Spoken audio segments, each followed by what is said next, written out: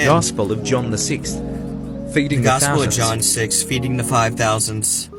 After these things, Jesus went over the Sea of Galilee, which is in the Sea of Tiberias. And then a great multitudes followed him, because they saw his signs, which he performed on those who were diseased. And Jesus went up to the mountain, and there he sat with his disciples.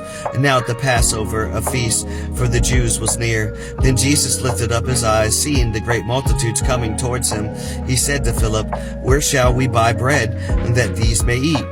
But this he said to test him, for he himself knew what he would do.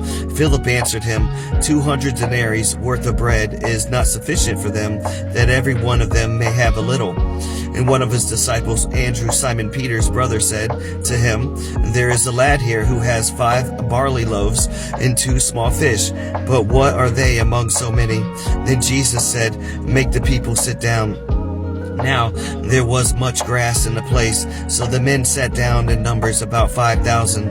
And Jesus took the loaves, and when he had given thanks, he distributed them to the disciples, and the disciples to those sitting down, and likewise of the fish, and as much as they wanted. And so when they were filled, he said to his disciples, "Gather up the fragments and the remains, so that nothing is lost." And therefore they gathered them up and filled 12 baskets with the fragments and 5 barley loaves, in which were leftovers by those who had eaten.